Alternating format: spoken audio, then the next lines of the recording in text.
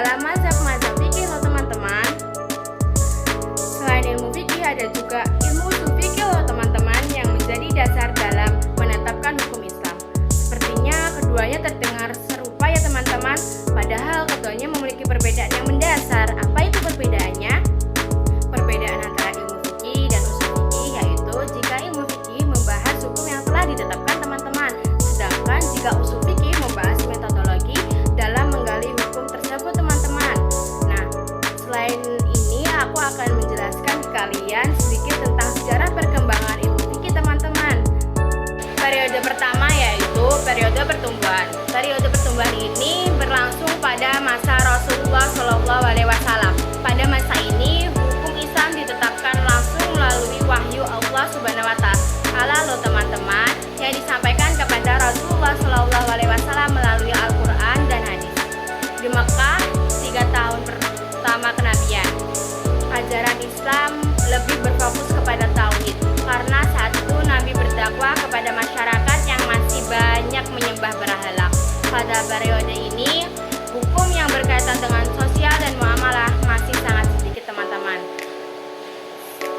Seterusnya di Madinah 10 tahun setelah Hijriah, Islam berkembang menjadi sistem hukum yang mengatur hubungan sosial, ekonomi, politik, dan pidana.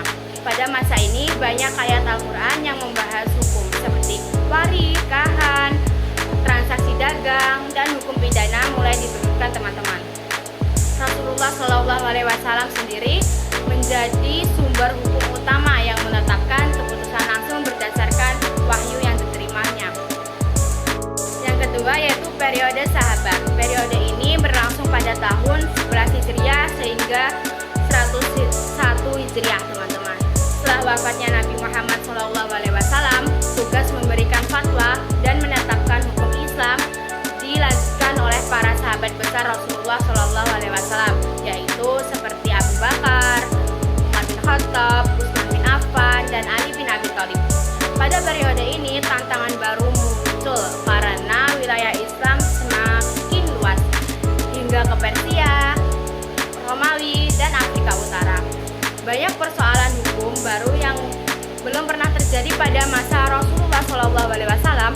Oleh karena itu, para sahabat mulai melakukan ijtihad, yaitu usaha menetapkan hukum berdasarkan Al-Quran dan hadis, serta menggunakan analogi qiyas dan ijma' atau kesepakatan ulama dalam menentukan keputusan teman-teman.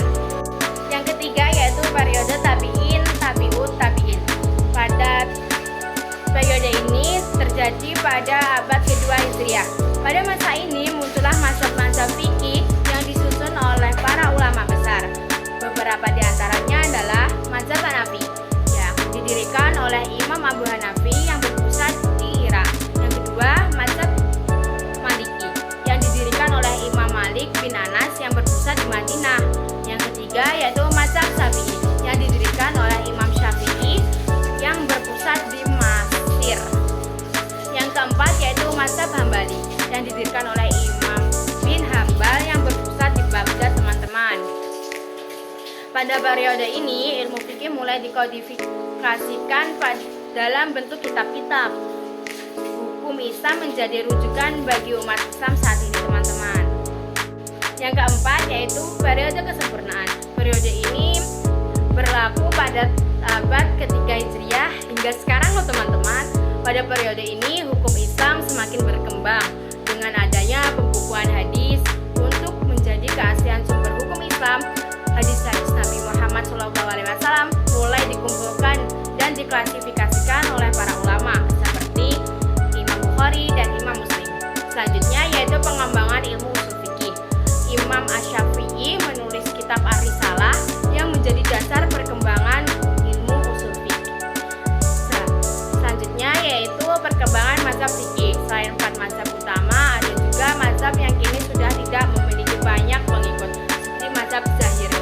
Seiring perkembangannya zaman, ilmu fikih terus dikaji ulang dan disesuaikan dengan tantangan modern seperti dalam ekonomi syariah, teknologi, dan kesehatan. Nah teman-teman, setelah membahas sejarah ilmu fikih, kita akan melanjutkan yaitu pengertian ilmu fikih dan ushul fikih. Apa sih ilmu fikih